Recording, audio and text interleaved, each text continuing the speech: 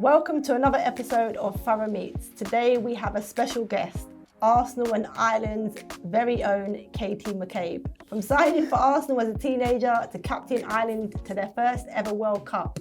She's had an incredible journey. Katie McCabe, welcome to the show.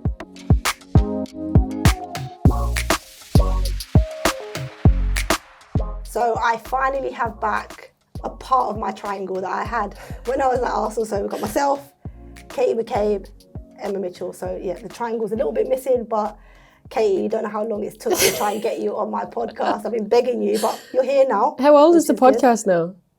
How old is it? As long as you've been at Arsenal, 10 years probably. 4 years old. And I've still been waiting for you. But anyway, we've got you on, that's the main thing. I'm here now. I was thinking of an icebreaker, but we have so many stories. We don't need to break the ice between us. We have so many stories when we were at Arsenal. But you joining Arsenal at 19 years of age. I remember it was the same year you arrived, yeah. It was new for me, but I was a veteran at that time. And we had this wonder kid that everybody's talking about from Ireland coming over. I remember you saying you was from one of 11. Yeah. That in itself was crazy. How was that move to Arsenal for you in terms of leaving your family that you obviously live with? Yeah. They cook for you. They probably washed your everything, washed your clothes. Probably done your hair for you in the morning. And then you started doing it when I moved over. and then that move to Arsenal, you moved into a house of 5, wasn't it? Yeah, it was. Back then obviously we used to house share and that, so it was like me. I didn't. Jordan, no, you didn't. You were too bougie. Yeah, I think it was me, George, Dan Carter. Remember Josie Henny? Didn't you have Z and Gemma Rose? Z and Gemma Rose, yeah. I think Z had left. And then Josie had come, or it was like vice versa or something. But yeah, there was like 6 of us in the house at one stage. I hated it. I mean, I hated it. I couldn't bear being home alone. Obviously, I didn't know the girls that well. And then obviously you were coming down from Liverpool at the time, and you hated it too. So I think that's how we bonded. I think Mitch hated it too. It was just really tough, and I think coming home and being used to obviously a big family, you're coming in, you've seen all your brothers and sisters and mum and dad and stuff like that. I didn't have that when I was finishing training, and I think obviously you being new to the club as well. But no, it was tough. But I think that's how obviously we created such a special bond. Like me, you, Mitchie, and Emma Byrne was massive for me as well. Coming over, I remember she was the one who picked me up from the airport and brought me from my first shop, and it was a really, I won't say motherly figure because she'll absolutely kill me, but no, motherly figure's fine. Honestly, she looked after me so well, and I think obviously that's where obviously we kicked off our friendship as well. No, it was, as you say, crazy period. In terms of that transition, I struggled moving down just from Liverpool, and I'm from London. In terms of like, as you said, you've come over from Ireland, you're used to coming from a big family.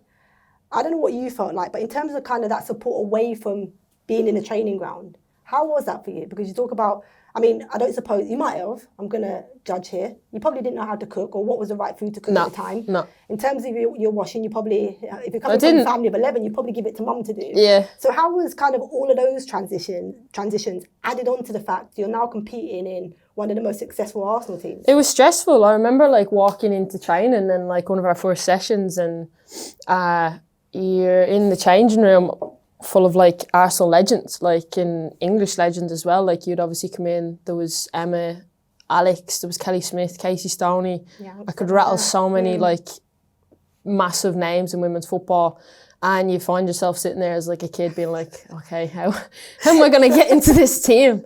Like Dan Carter, Jordan Nobbs, they were all still young as well.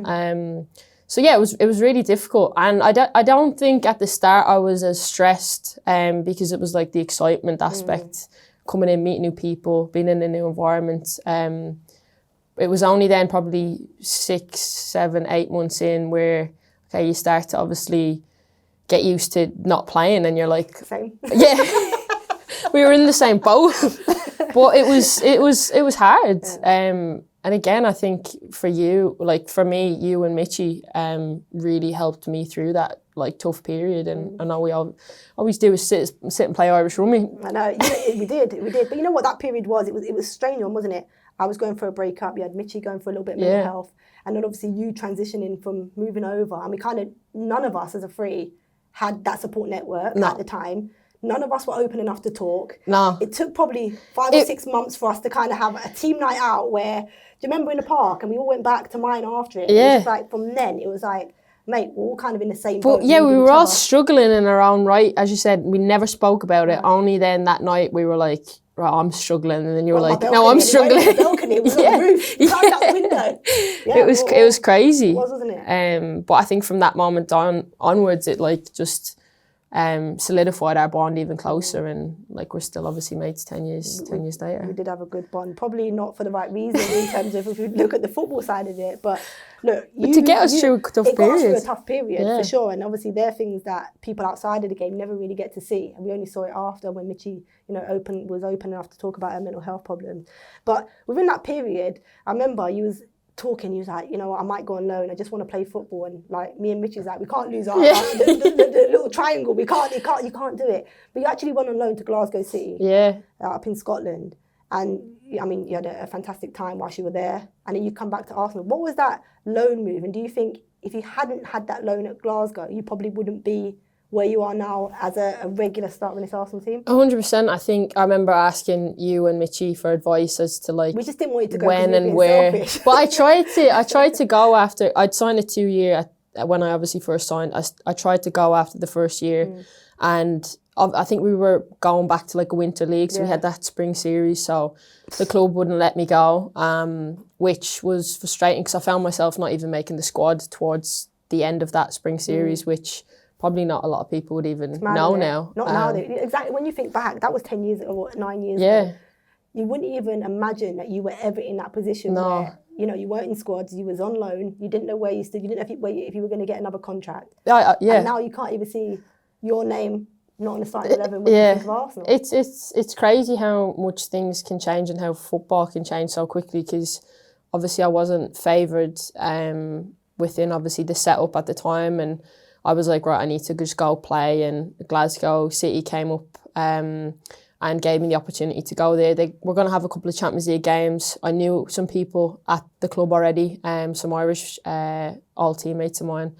So for me, it was just about going, enjoying it, getting some confidence back, just scoring goals and assisting, and shifting some weight as well. Like I'd stopped playing, like so. No, and Fara overfed me.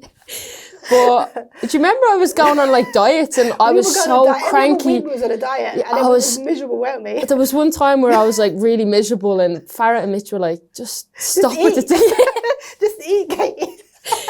I remember that clear as day. We were at your table. But yeah, I like struggled like so much, but obviously not a lot of people would know that. I wasn't very outspoken at the time about it. But just got my head down, and obviously things changed then coming back to Arsenal. There was a change in management at the time, and I came back not knowing if I was going to have my Arsenal contract extended. There was like a 3-week window when Scotland would finish their league in November, and it was just before Christmas, so Joe Montemurro had come in and he wanted to see me because at that time I'd been named captain of Ireland, and he was like, okay, well, let's have a look at this kid. And he liked me. I came back in good nick, and my confidence was there, and I was flowing and working hard for the team, and I think he really enjoyed my energetic side and like the passion I have for the club as well. So we all love that side of you. Yeah, he extended my contract. On and off the pitch. So what would you say then the biggest challenges? Obviously, as I said, you were this wonder kid from Ireland, come across to London, Arsenal, biggest women's team at the time, obviously having to go on loan, come back. What challenges did you have in those moments?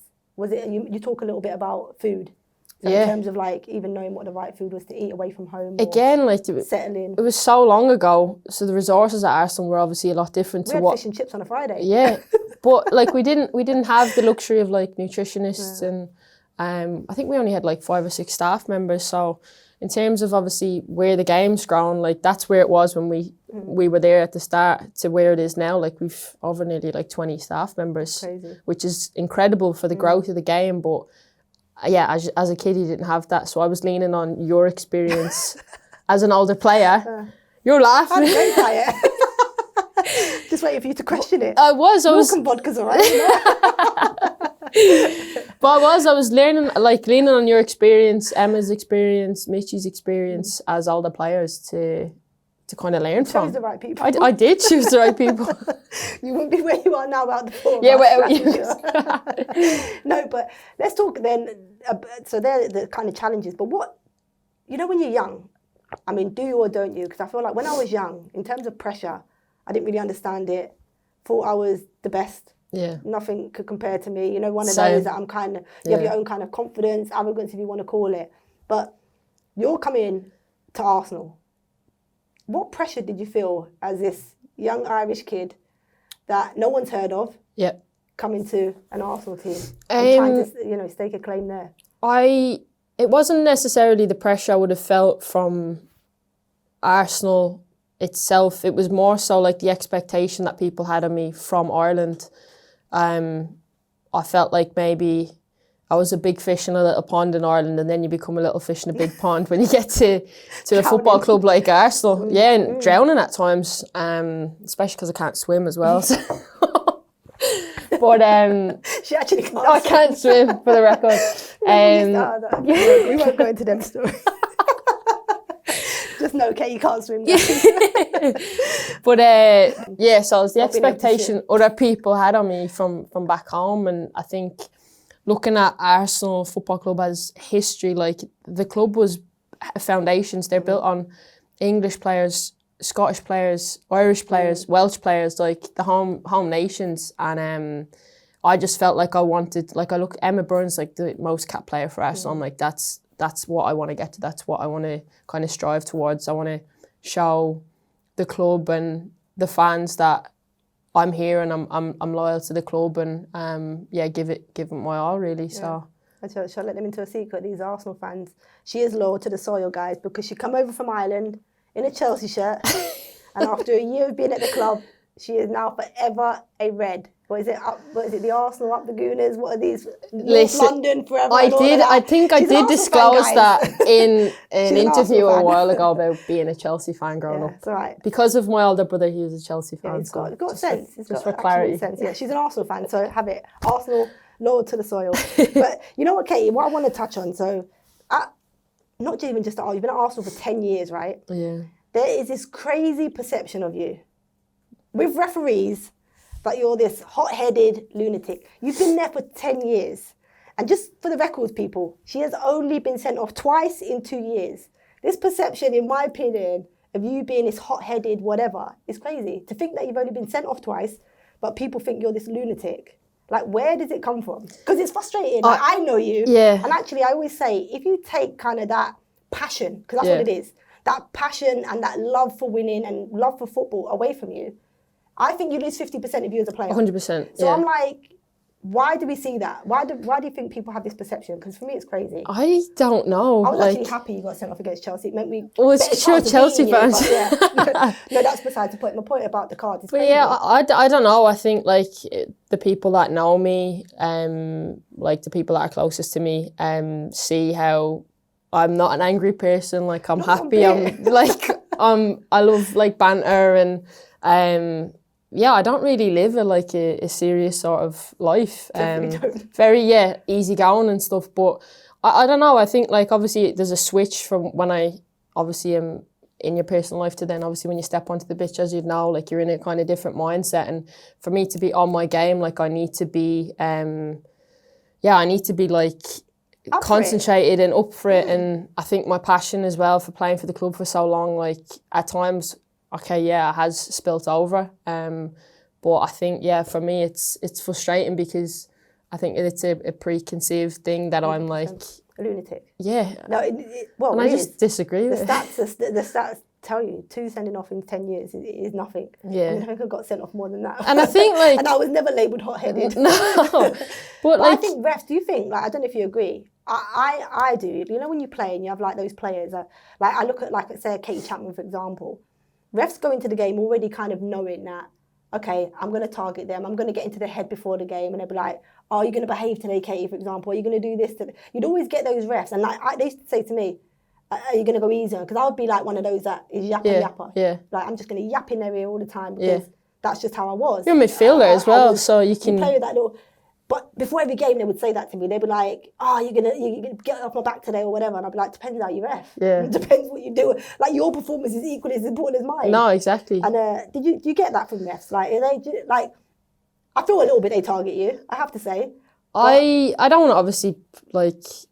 Don't say anything you're gonna get in trouble with. Don't say it. I'm only joking. I'm not going to say anything, but I think there is a bit of that. I've definitely had officials kind of say to me before games, "Am I going to behave?" and this and that. Like, and I do find it quite patronising because, I mean, if I was saying it to them about you're going to get your officiate the right, you know, I'd never obviously do that. And I think with obviously the way the game's going and like the high stakes and the fine margins, like those decisions are so important. And it does overspill into emotion, and obviously the Chelsea game I spilt over, and I'll obviously take full responsibility for that. But and you get it. You know why I get it? I get it on that occasion. You work so hard all pre-season, all season, and it's the decision was kind of it wasn't black and white, was it? In terms of the penalty, of course, there's going to be different opinions. In live play, you can understand why the referee would give it. Any player would get frustrated in that kind of scenario. You know, I was going to say you remind me of, but then I was thinking if I say that, you're going to get annoyed because he's English. But Wayne Rooney, take away that kind of aggression and passion that he played with. Yeah. Again, you lose a little bit of him, but I liken it to Roy Keane because he's Irish and you're Irish. Kind of have that similar sort of passion. Yeah, no, I think as Roy, and he kind of was labelled similarly, and he probably didn't get sent off half as much either. I think he had a few fair sending offs in his career. To be fair, no. I don't think many. I think he got booked a few. Maybe we'll have to do some research. Do some stats on that. But yeah, obviously, like booking's a part of the game. Like if it's a tactical booking or if you're trying to stop a counter and this and that. But I do think, I'd like to. I'm going to get a petition out for you. As a friend of the triangle, I'm getting a petition out to say, get off her back, guys. Just get off her back. Let her play the game that she loves. Yeah, I'm gonna take that back, Katie. I think Roy Keane did get about 13 red cards in his career, but he had a 20-year career, so not bad. Yeah, all right, I'll take it. One every 2 years or something like that. We'll have another chat in 10 years to see where I'm at. So you're not as bad as Roy Keane. No. Talking of Ireland, you were named Ireland captain in 2017 at the age of just 21. Yeah. And taken over from Emma Byrne, as you mentioned, not just an Irish legend, but an Arsenal legend. Yeah. How was that for you? And I mean, is that part of history? You are the youngest, I'm right in saying? I think so, Irish captain? Yeah, I think the youngest. So you're in the history books, girl. Yeah, How Emma was that for you? Again, it was like daunting at the start because one, I remember getting the phone call from Colin and I was on holiday at the time and I was like, I had a missed call from him. I was like, shit, what have I done? Like thought I was in trouble because like why would you think you're it was 2021 and like just wasn't expecting that sort of call. Pictures on the internet. Yeah, I was like, didn't go Ibiza when I was that young. But no, he phoned me and I was like, hey, like, how are you, blah, blah. And he just was like, Katie, like, I just want to let you know Emma Byrne has like stepped away from the team. She'll be retiring. And there's a question I'd like to ask you. And I was thinking at best, okay, maybe vice captain because I am overplaying in England and I do see myself obviously playing for Ireland for a long time, given the senior players in the team as well.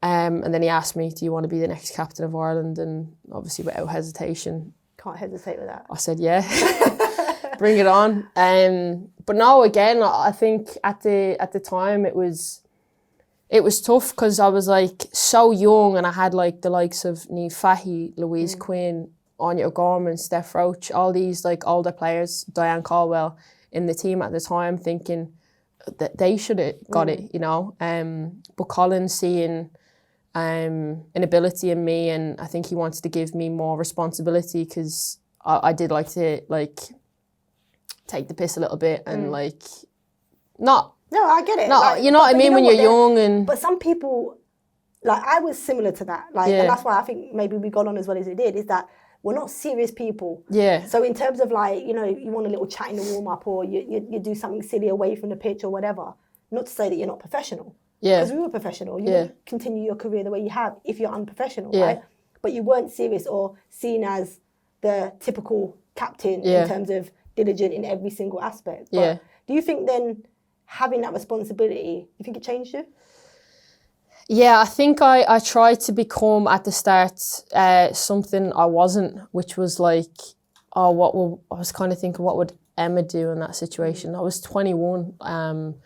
taking on the responsibility of leading the country to potential tournaments. And yeah, we got it wrong at times. But for me, over the course of like the first couple of months, even the first year, I needed help around me, and I really leaned on the senior girls' support at that time, which was obviously the girls I'd mentioned, which was invaluable to me, because not only was I just like, instead of trying to do it on my own, I let them in and let them help me and guide me and through decision making. And there was a lot to do with it as well within the FAI at the time. There was a change of CEO, and it was a very messy situation. And I found myself at 21, 22 in like meetings with like chief executives and lawyers and this and that because of all the stuff going on with the association. I was like, what am I doing here? What like, have I accepted here? What have I accepted? Is that what wearing armband?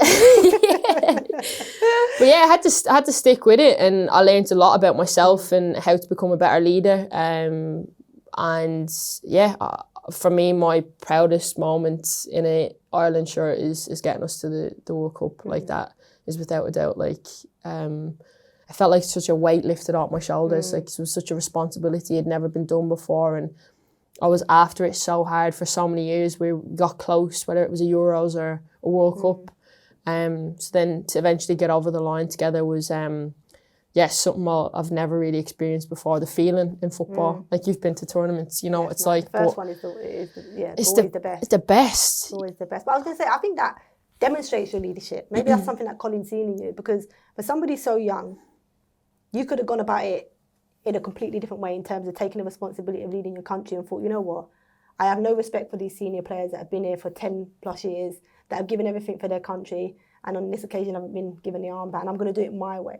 But what you showed in that was, actually, in order for me to be the best leader I can, I need to lean on these people's experience in order for me to grow and be better. So I think in itself that demonstrates great leadership. Yeah. But you spoke about the World Cup, and when was that, last year, 2 years ago now? I'm trying to think. Yeah, 23, so nearly a year and 18 months ago. First ever World Cup for Ireland, the women's team. You actually scored in it from a corner, wasn't it? If I remember rightly. Straight from a corner. So does the feeling, scoring in a World Cup, match the feeling you got qualifying for the World Cup? That's a tough one, right? No, it doesn't. It don't match it. So it doesn't match it. I think qualifying was the best feeling I've ever had. Obviously, scoring was completely... it was incredible, but I don't think there was a lot of expectation. We were in like a tough group. I don't think there was a lot of expectation on us. First time at a tournament, with the hosts, with the Olympic champs, and then Nigeria, who have so much class all over the pitch, playing against Z. So yeah, there wasn't a lot of expectation on us. But the expectation on us to qualify for that World Cup was insane, and the pressure you felt in the country, from the media, from the fans, pressure we were putting on ourselves, and then for us to obviously win that night in Scotland. That was mad. Mad goal as well. It was crazy. I mean, how you won that game, I'll never know. But the goal itself, I mean, the transition in terms of just, you defended for your life. Classic. Low block, not defending for low block. Low block, guys. Counter-attack in football. There we are. Terminology in football terminology. Low block, 5-5-0. 1-5-5. 5-4-1. Yeah. No, but I mean, that night, amazing. And especially to do it against Scotland. I'm surprised you and Mitchie are still talking. And we won't talk about the more recent one, not qualifying for the World Cup. I'm sorry, the Euros. By losing to Wales, you won't talk about that. Yeah, that's still hurts. Quick question before I talk about Ireland. Did you mean that corner to go in? Yeah. It wasn't a cross for like Louise Quinn? No. Quinn? No? Okay. All right. We'll leave it there, guys. Have you scored from corners? Surely you have. Only a few from both sides. Left and right foot. No, but I'm just joking. What I was going to ask, because obviously now you're expected to, after, I don't know if it feels that way, but after you qualify for a tournament, obviously that kind of pressure is like, we done it. Yeah. But then after that, the expectation is you got to qualify for the next tournament and the next tournament. Yeah. Coming back from that tournament, did it change the game in Ireland? The women's game in Ireland? Was there any more investment within the women's game? Was there any more investment within the national team in order to kind of, really kick you on a little bit so that, coming around to the next tournament, which we know you just missed out on, to help you in terms of growth? I don't see it because obviously I'm over here, so I don't see a lot of the growth. Obviously, when I'm back in Ireland, then when I'm speaking to obviously people within the association, you hear obviously they're doing a lot more from a grassroots point of view, and you can see it like from where I grew up. Like my nieces are playing for my local team. We didn't even have a local team. I was playing with the boys like you would as well.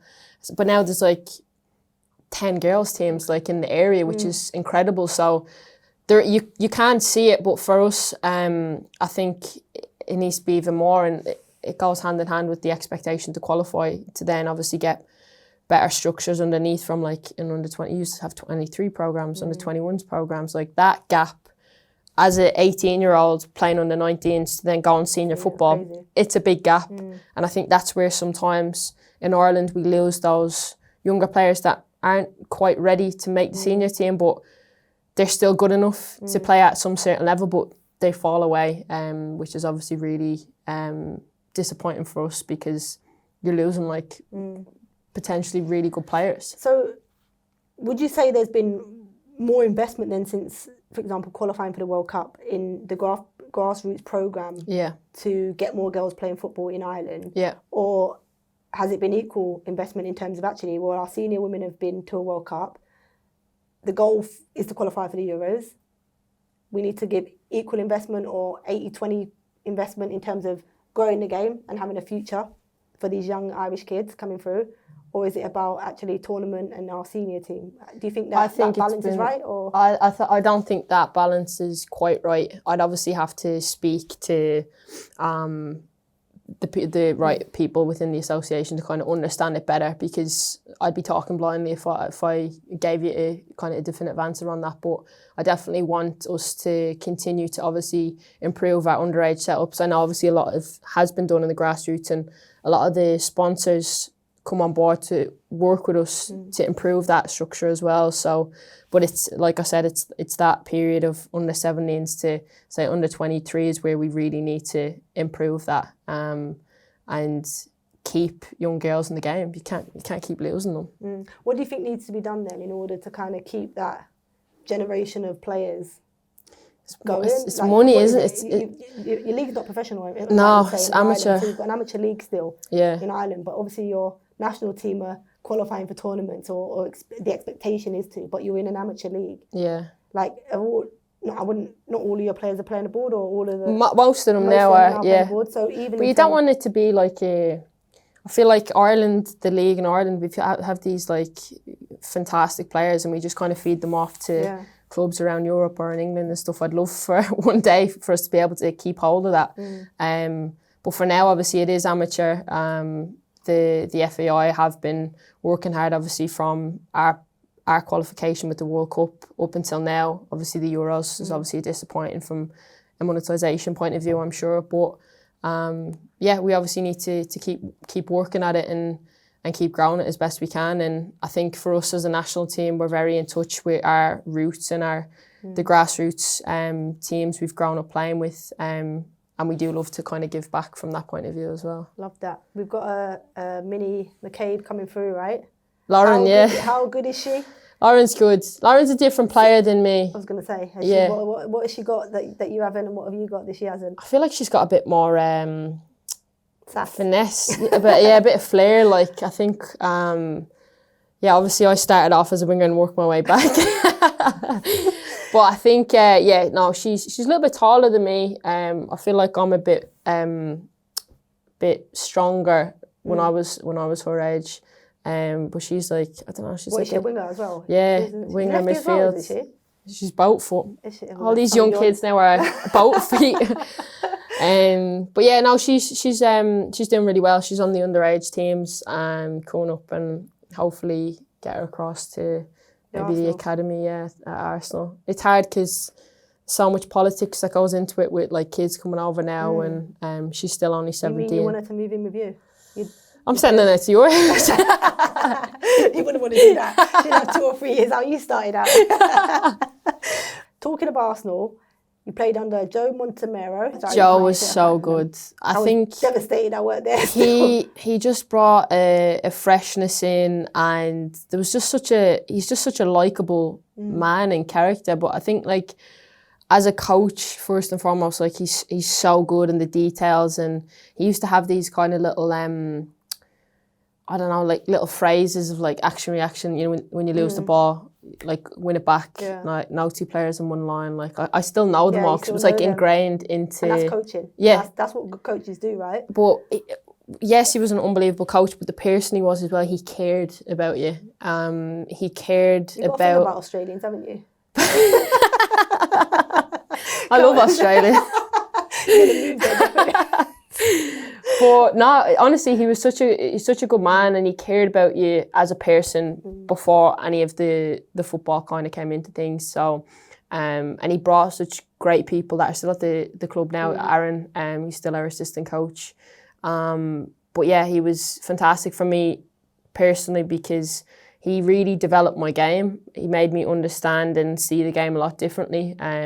Position in detail and passing details and just things that I wasn't really clued into. But obviously coming back from playing, he put his confidence in me to obviously extend my contract, and we'd won the league the following year, which was incredible. I think I played nearly every game. Yeah, you did. I think you played every game. in that season. Getting Champions League football as well was great too. And then he went, and I was like, because you know what, when he was there, you actually felt like Arsenal were going to compete again. They were going to be the team again that were going to compete with Chelsea and really kick on. And then he, decided that he wanted a new challenge and left. And then you brought in Jonas Eidevall. It started really well, opening day. Yeah. Knee slides on the pitch against Chelsea and all that. What happened in that kind of roller coaster, I guess, emotions with Jonas? So close to the league, then not win the league, getting to cup finals and becoming a cup final team. Yeah, there was the you only won the Champions League semi-final, and then we didn't qualify the next season, which was obviously frustrating. Yeah, I guess like when Jonas came in again, you're always like, okay, new coach, like fresh ideas, fresh energy, and you kind of have to prove yourself again. It's kind of a clean slate, and there's no real hierarchy or anything. So with Jonas, it all started really well, and he brought his Swedish kind of style to the club in terms of fast, he used to say like lightning fast football, and especially as the counter-attacking, and you could see with the players he brought in as well, like how strong and powerful like Stina is, Frida. So it was really good, and for us as well, it was difficult because the amount of injuries we had. Like, I think it was his second year in charge, and that was the year we had like 6 ACLs, which... Oh yeah, that was a it was so tough, and for a manager trying to implement his ideas and his style of play when we were missing so many really key players. Those injury problems were crazy, and we had to... Obviously, we were on our Champions League run at that time of the season as well. Oh yeah, that semi-final. Oh my God. But we had to change our style of play. We played like kind of a back 5-3-2, and we dominated that game for large periods. Got ourselves to like this close to a Champions League final, which... Do you think then, Katie, just on that, because you know what I always found difficult? I was looking from an outsider in, like with Jonas. Like I obviously worked with him in punditry. You worked with him in BBC, hasn't Yeah, we did the punditry in the World Cup, and he, you know what, he's an intense guy, right? Yeah. Like, I mean, he's got his stare game is on point, right? Because Yeah. he doesn't break eye contact when he talks to you. Someone told me that. It was like, Jonas don't break eye contact. And I'm like, really? And he actually doesn't, does he? Have you noticed that? Yeah, I've noticed it. Yeah, he don't break. But I thought he was a nice guy from the work I did with him or whatever. Do you think then, and that it was, or you can maybe answer it because you're a player, because there was loads of question marks as to why he chose to leave when he did. They said it was a mutual decision or whatever. I felt from an outsider, it was more the pressure from the fans as opposed to the pressure from the players who wanted to perform for him.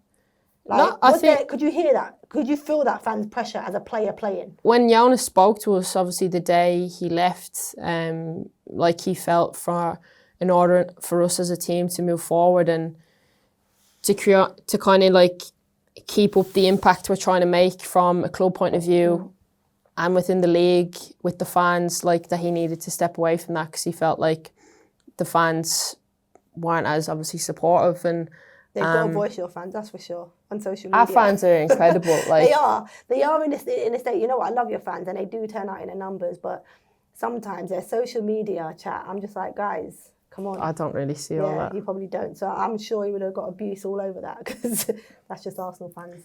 I think, like, for us... I felt that from the fans, though. Yeah. I think, yeah, it was obviously difficult for him because he's obviously given us a lot from a team point of view in the club, and he was always so committed. You know, it's like his family moved over and he was here and he was 100% trying to do everything right for the team, and it was a shame it obviously ended like that for him, but I obviously know he's gone to San Diego Waves now, and like, I wish him well for sure. He was a great coach. Let's talk Renee Slegers then. She was given an interim job for a couple of games. After 3 games in, they extended that interim stay a little bit longer. And then it was, we're going to announce the manager. And it was like, she's still interim for another couple of weeks.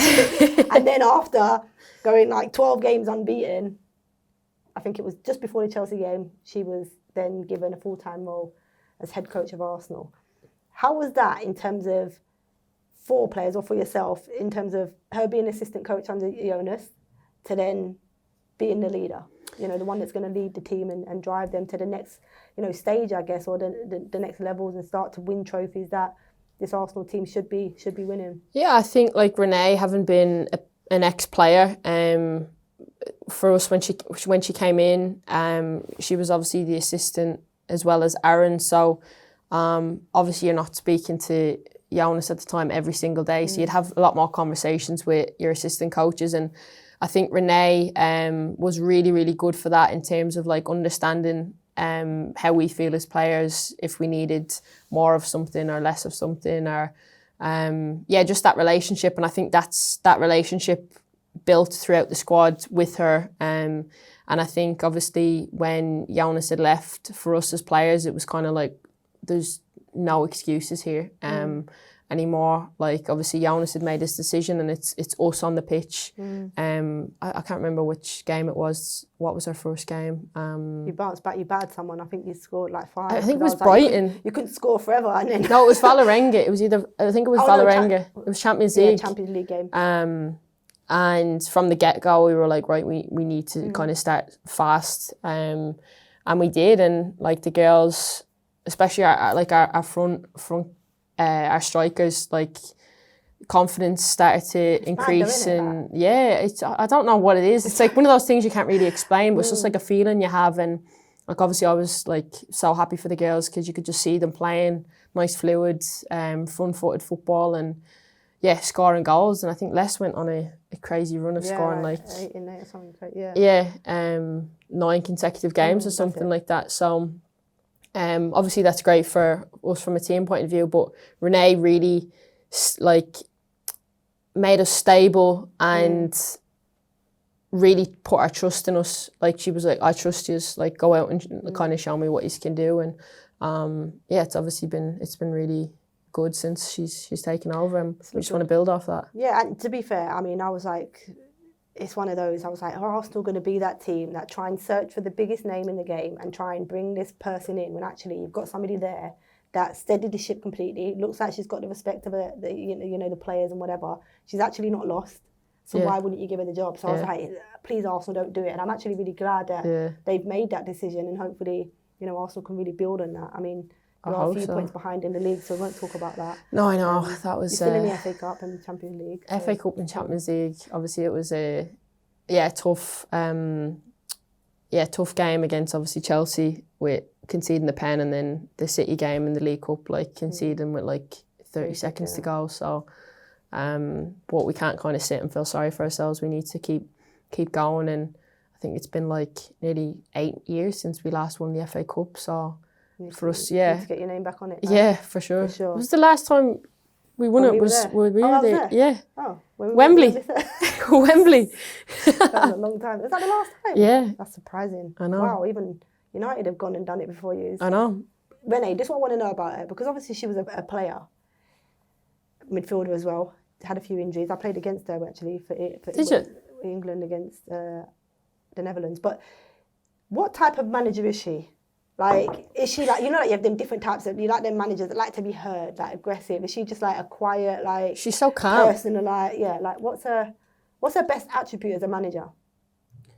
I think for me, it's her ability to stay calm in really pressurised moments and the chaos of she just seems like a Champions League game and fans and the noise. And I think that for me is incredible leadership to stay calm and composed in those moments where, as a player, you feel maybe flustered on the pitch or the press isn't going well or we're not getting our build-up right.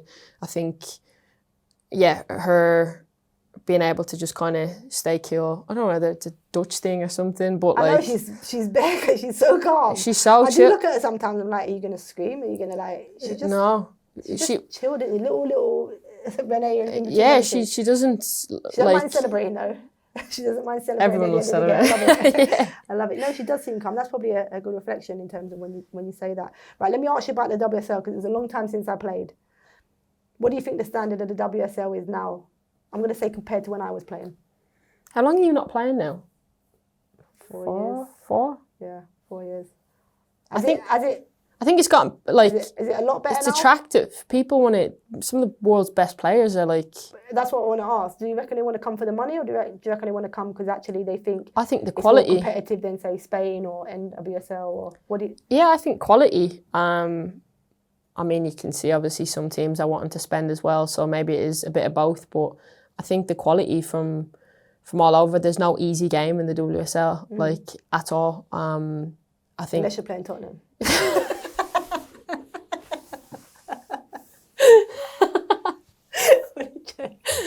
But there's no easy game, you know what I mean? So teams can take points off of each other like all over the table, and I think that's it. Like, players want that competitive sort of like games every week. From a WSL point of view, I do think it's getting better, and I think that's down to the quality that teams are bringing in from all over the world.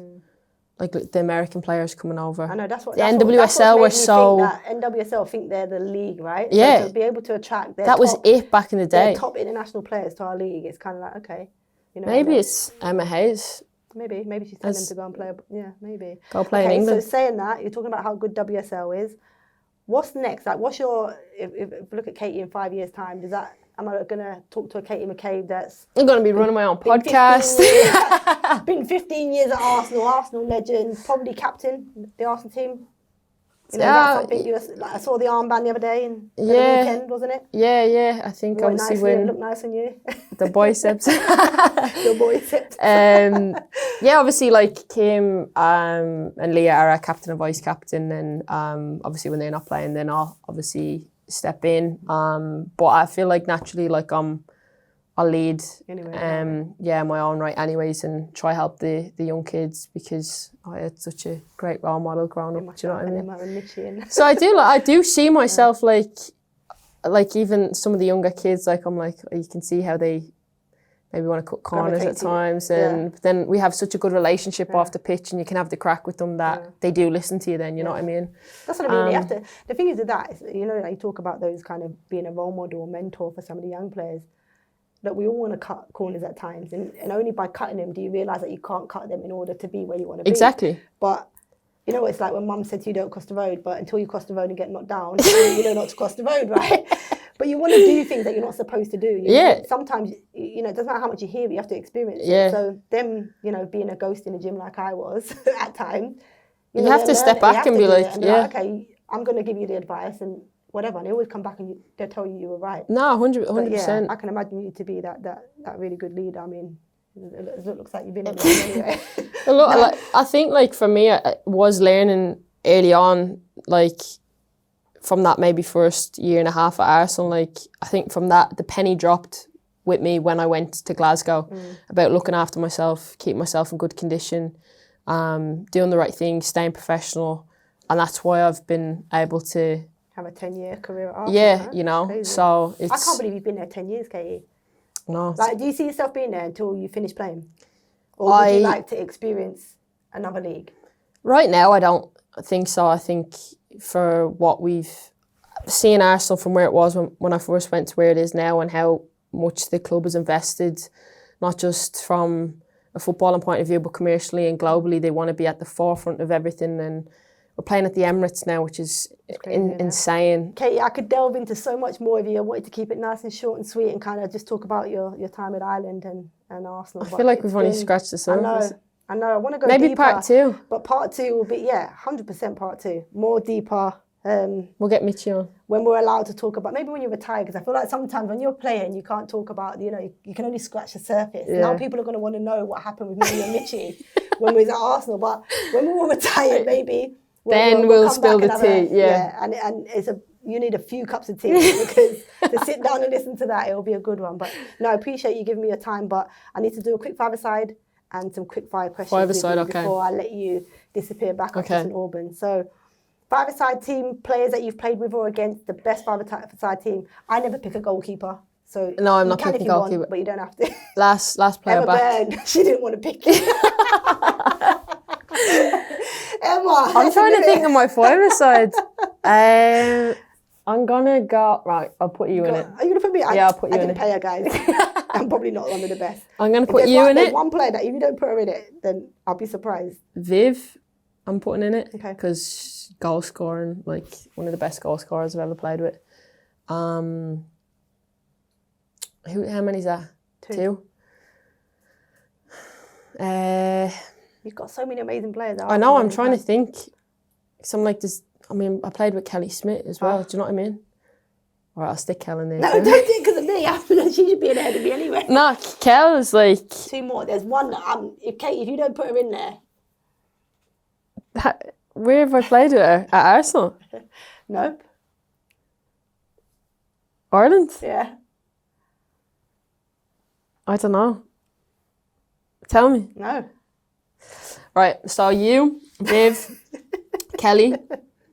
I'm trying to think more. Niamh Fahey. I'm going to put her in. He's a good player. And I needed another forward. That wasn't what I was needing. But Niamh's solid. Mm. And then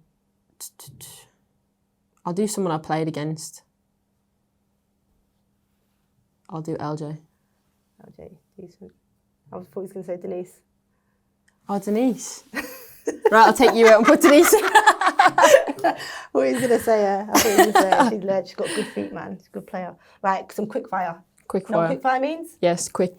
Funniest teammate. Fara and Mitchie. Love that from you. Funniest football memory. Throwing the ball at Chloe's head was... Too funny. It was funny after, it wasn't funny at the time. But you got booked. Because I got booked. And You both should have been booked. I'm not going to go into refereeing decisions. This is a bit of a liberty. They're winding you up here with this quick fire. Red card or scoring own goal? I'll say scoring on goal. Sure you don't want a red? No more reds. Bicycle kick or score from the halfway line? Score from the halfway line. Early kick-off or evening kick-off? Early kick-off. I know this answer for you. Winning the Champions League or winning the World Cup? Champions League. I Yeah. thought you'd have chose the World Cup with Ireland. I feel like I'm so surprised. Champions League is more realistic. No, that wasn't the question. This is like living in dreamland. But okay, you said Champions League. Best player you played with? Oh, there's too many to name. That's Just name one. Not fair. Who did you say first? Viv. Viv's quality, yeah. Best player you played against? Viv. Greatest football achievement? Qualifying for the World Cup for Ireland. Okay, I'm glad that was in there. Yeah. And winning the league at Arsenal. That was pretty fun. Well, which one? You can only have one. Ireland. Katie, thank you so much. It's been amazing to have you on. You've had an amazing career today. 10 years at Arsenal is unbelievable. I can't wait to see what the future holds for you. Thanks, Faz.